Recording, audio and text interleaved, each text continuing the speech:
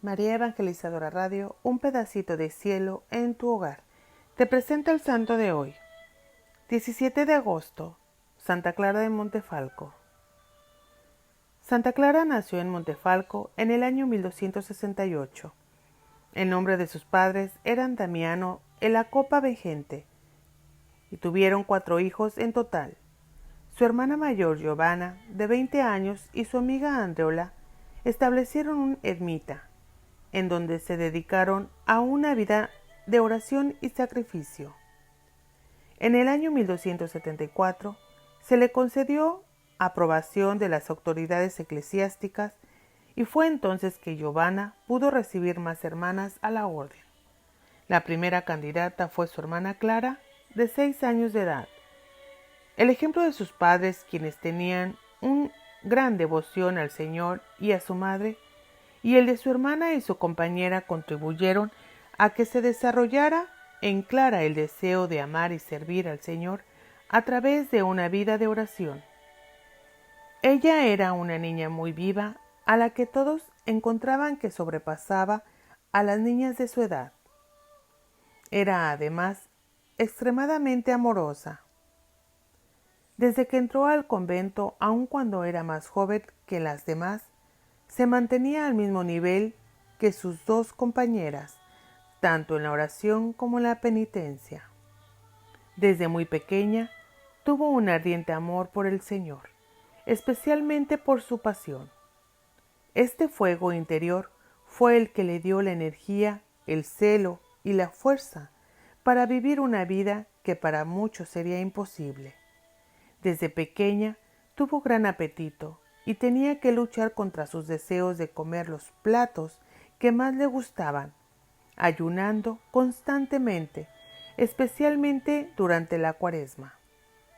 Aun cuando ninguna regla religiosa se había establecido, Clara practicó una estricta obediencia a su hermana Giovanna, que era la líder del grupo. Una vez que Clara rompió la regla del silencio dada por su hermana, se impuso la penitencia de pararse en un cubo de agua helada con los brazos hacia arriba rezando 100 veces el Padre Nuestro. En 1278, 2 años después de haber entrado Clara al convento, entró Marina, amiga de Clara, y fue seguida de muchas otras, por lo que tuvieron que mudarse a una montaña cerca de la ciudad, donde construyeron otra ermita. Se levantó una gran persecución contra ellas, no solo por parte de laicos de la ciudad, sino también por los franciscanos del lugar, que decían que la ciudad era muy pequeña para tener otra comunidad pidiendo limosna. Pero el Señor, que es justo, movió al oficial ducado a votar por ellas y se quedaron. Con la ermita teniendo el techo a medio hacer, pasando frío y hambre, la pequeña comunidad era sostenida por su fe y llamado, que era más fuerte que la persecución de las personas de la ciudad. Durante esta época, muchas personas les daban algo para comer, y se sostuvieron de hierbas silvestres. Clara, que tenía un don para cocinar, les hacía pasteles de plantas con tanto amor que las hermanas recordaban estos tiempos como tiempos de gozo en vez de miseria. Finalmente Giovanna obtuvo permiso para enviar a algunas hermanas a pedir limosna. Clara, que tenía 15 años, insistió tanto en ir que venció las objeciones de su hermana, y ella junto con Marina salieron durante 40 días en busca de limosnas. Nunca regresaban sin haber cumplido su cometido. Su hermana Giovanna, pensando en proteger a Clara, no le permitió salir más, y Clara estuvo en el convento por el resto de sus años. Clara pasaba de 8 a 10 horas diarias en oración, y por las noches caía de rodillas rezando el Padre Nuestro. Practicaba actos tan severos de mortificación que su hermana Giovanna tuvo que poner restricciones en sus prácticas. Siempre estaba buscando una forma más ascética de oración. En el año 1288, cuando Clara tenía 20 años, parecía que estaba llegando a alcanzar la completa unión con Jesús, cuando el Señor la probó adentrándola en el desierto. Fue una prueba dada por el Señor para castigar su orgullo y para que ella viera que sin él no podía hacer nada. Clara entró en desierto, perseguida por todo tipo de tentaciones, víctima de las emociones, sentía que Dios la había abandonado. Esta tortura duró 11 años de su vida, a través de la cual estuvo sin la asistencia espiritual que ella desesperadamente ansiaba. Clara cargaba el peso de sus sentimientos de inseguridad en su corazón. Como no recibía las penitencias deseadas, comenzó a imponérselas ella misma, causando tanto daño físico que su hermana tuvo que detenerla otra vez. El 22 de noviembre de 1291 muere su hermana Giovanna. Fue un golpe muy duro para Clara, pues veía en su hermana el ejemplo a seguir y la persona que la formaba en su vida espiritual. El representante del obispo llegó para la elección de la nueva abadesa. Las monjas únicamente escogieron a Clara. Sintiéndose totalmente indigna, les rogó que escogieran a alguna más, que fuera santa y sabia, diciendo que ella no era ninguna de las dos cosas, pero su petición no fue escuchada. Aceptó su responsabilidad, aunque se sentía indigna, y se convirtió en madre, maestra y directora espiritual. Enseñaba a sus hermanas a ofrecerle al Señor todas sus necesidades individuales para que fuesen moldeadas en las necesidades de la comunidad, formando así en ellas un verdadero cuerpo, con una vida en común. Balanceando la oración y el trabajo necesario del monasterio, traía a la comunidad gozo y amor, sensible a aquellas que sentían el llamado a más oración. Les permitía hacerlo, pero con la condición que todo el mundo tenía que hacer trabajo manual. Ella dirigía personalmente e insensatamente a las hermanas en sus necesidades espirituales y corporales. Decía: ¿quién enseña al alma sino Dios? No hay mejor instrucción para el mundo que la que viene de Dios. Las ayudaba e instruía a reconocer la voz del Espíritu y a discernir quién era el poder en sus vidas. Pero cuando era necesario, corregía y amonestaba a las hermanas, haciéndolas conscientes de los peligros a sus almas. Velaba por todas, aun a costa de su salud. La hermana Tomasa decía: ella permanecía despierta hasta tarde en la noche, pero siempre estaba despierta temprano en la mañana. Como Clara fue tan probada y sufrió tantas luchas y dudas, podía hablar con autoridad a otros. A través de su experiencia, podía relacionarse con la batalla espiritual sufrida por otros. Podía ministrar a las personas fuera de la comunidad que venían a verla, contando con los dones y conocimientos y sabiduría que les había dado el Señor. Por su amor y cuidado genuino, Clara atraía al monasterio a sacerdotes, teólogos, obispos, jueces, santos y pecadores. Nunca descuidó sus responsabilidades hacia sus hermanas dentro del monasterio, por su apostolado con aquellos que fuera del claustro. Clara tenía un amor muy grande por los pobres y perseguidos. Enviaba a las hermanas externas con comida y medicamentos para los necesitados. Les daba a amigos y enemigos igualmente, y a veces más a los enemigos. Así como era amorosa, generosa y entregada, asimismo era firme. Enfrentaba a todos sus perseguidores con esas cualidades, nunca retrocediendo ante ellos. Ella se atrevió a ser impopular, enfrentándose al pensamiento popular del mundo, así como al de sus propias monjas, si ella pensaba que estaba incorrecto. Testigos afirman que ella tenía el don de bilocación. Aunque ella era una mística, generalmente en contemplación de su amado Señor Jesucristo, especialmente en su pasión y en adoración estática a Dios Padre, al Hijo y al Espíritu Santo en la Santísima Trinidad, estaba consciente del mundo a su alrededor. Ella no estaba alejada de él, pero envuelta en él, orando y haciendo penitencia por su salvación. En el año 1294 fue un año decisivo en la vida de Clara. En la fiesta de la Epifania, después de haber hecho una confesión general delante de todas las hermanas, cayó en éxtasis y permaneció así por varias semanas. Las hermanas la mantenían con vida, dándole agua de azúcar. Durante este tiempo, Clara tuvo una visión, en la que se vio siendo juzgada delante de Dios.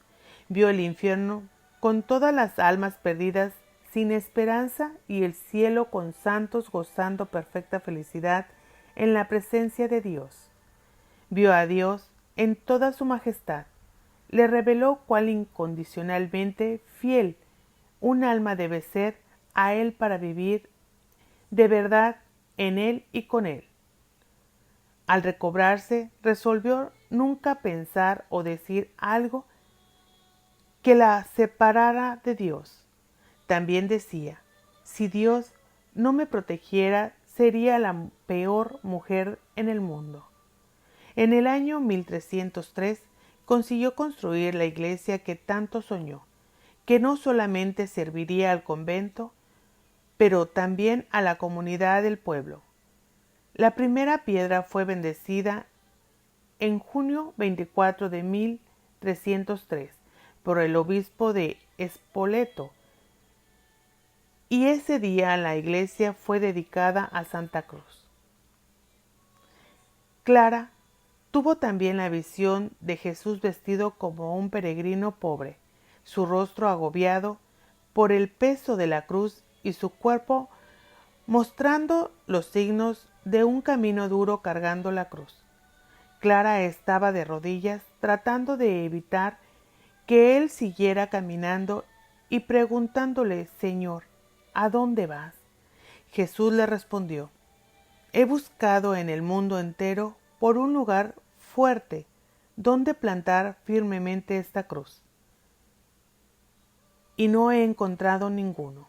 Clara lo miró y toca la cruz, mostrando al Señor el deseo de tantos años de compartir su cruz. El rostro de Jesús ya no estaba exhausto, sino brillando de amor y de gozo. Su viaje había terminado. Él le dice, sí, Clara, aquí he encontrado un lugar para mi cruz. Al fin, encuentro a alguien a quien puedo confiar mi cruz. Y se la implantó en su corazón. El intenso dolor que sintió en todo su cuerpo al recibir la cruz de Jesús en su corazón permaneció con ella. Desde su primer momento siempre estuvo consciente de la cruz, que no solamente sentía, sino que la sentía con toda fibra de su ser. Él era parte de ella, su amor, Jesús, y ella era una en su cruz. La vida de un alma es el amor a Dios, decía Clara. Ella oraba para que todo aquel que ella conociera experimentara a nuestro Señor Jesucristo profundamente en su corazón. Ella oraba, sufría y ardía de pasión, como lo hizo nuestro Señor, porque le había entregado totalmente a Él su corazón. Debido a sus penitencias de tantos años, su cuerpo comenzó a debilitarse y en julio de 1308 ya no pudo levantarse más de su cama. El demonio la atacaba incansablemente, tratando de hacerla sentir que ella era indigna de Dios, que Dios no la encontraba agradable, que se había equivocado en todo lo que ella había dicho y hecho. llevando así la perdición a muchas almas. Pero con la fortaleza del Señor y su fe, no cedió a las insinuaciones del demonio. En la noche de agosto 15 llamó a las monjas y les dejó su último testamento espiritual.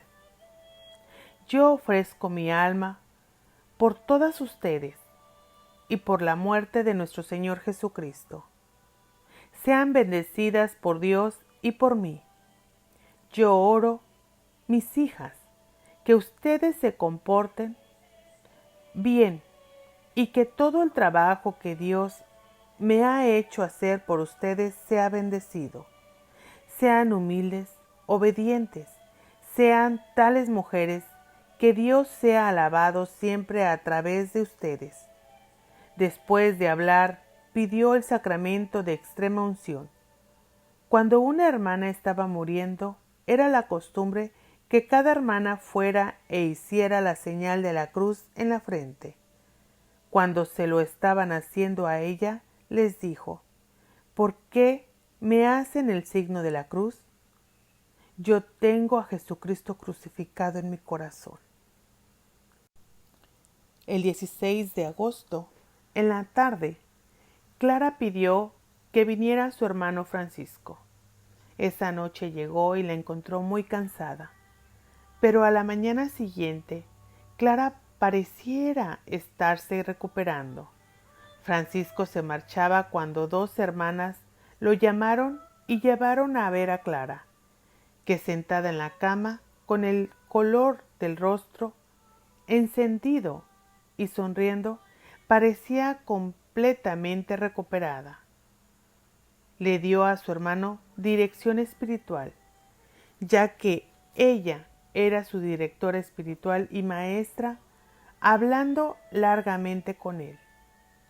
Un ambiente de gozo y celebración comenzó a esparciarse por el convento, cuando Clara llamó a Fray Tomaso, el capellán del convento, y le dijo: yo confieso al Señor y a ustedes todas mis faltas y ofensas. Y más tarde decía a sus monjas: ahora ya no tengo nada más que decirles. Ustedes están con Dios, porque yo me voy con Él. Y se mantuvo así, sentada en la cama, sus ojos mirando al cielo sin moverse. Pasaron varios minutos y Francisco le tomó el pulso. Mirando a las hermanas, llorando, les anunció que Clara había muerto.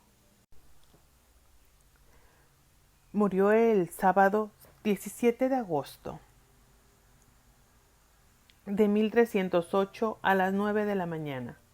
Las monjas inmediatamente prepararon el cuerpo de Clara para que todos pudieran verla. Primero le quitaron el corazón y lo pusieron en una caja floreada de madera. La misa funeral fue celebrada el 18 de agosto. Esa noche las hermanas abrieron el corazón de Clara para prepararlo y ponerlo en un relicario. Para su asombro, las palabras de Clara se hicieron vida. Delante de ellas estaban las marcas de la pasión de Jesucristo. Dentro del corazón estaba la forma perfecta de Jesucristo crucificado, aún la corona de espinas en la cabeza y la herida de la lanza en el costado. Además, hechos de ligamentos o tendones, los flagelos usados en la flagelación, con las puntas mostrando las bolas de metal, con los huesos para desgarrar la carne y los huesos del Señor. La noticia de este milagro se propagó inmediatamente. Otro hallazgo fue el de 3 piedras dentro de su vejiga. Cuando las monjas investigaron más, descubrieron que las 3 piedras del tamaño de una nuez eran perfectamente iguales en el tamaño, forma y peso. Todas pesaban lo mismo. Una pesaba tanto como 2, 2 como 3 y 1 como 3. Las hermanas interpretaron esto como un signo del amor tan grande que Clara sostenía hacia la Santísima Trinidad. El cuerpo de Clara producía tal fragancia que no podían enterrarla. Su cuerpo después de 700 años nunca se ha descompuesto. El proceso ordinario de la vida de Santa Clara, sus virtudes, sus revelaciones y milagros, atestiguados gracias a su intercesión después de su muerte, comenzó en 1309. El proceso apostólico llegó al Papa en 1328, pero su canonización en San Pedro ocurrió el 8 de diciembre de 1881, fiesta de la Inmaculada Concepción. En la iglesia de Santa Cruz, en Montefalco, se conservan hasta hoy el cuerpo incorrupto de Santa Clara de Montefalco. Se puede contemplar las reliquias de su corazón con las marcas de la pasión y las 3 piedritas de su vejiga. En el jardín del monasterio junto a la iglesia se encuentran unos árboles muy valiosos. Resulta que Jesús se apareció a Santa Clara en el jardín con un cayado, el cual le pidió a Santa Clara que lo sembrara. Ella le preguntó cómo hacerlo, ya que no era una planta. Jesús le dijo que igual que si fuera una planta. En obediencia, Santa Clara siembra el cayado y de pronto se convierte en un árbol milagroso que dio frutos. La santa utilizaba sus semillas para hacer rosarios con los que oraba por los enfermos y se sanaban.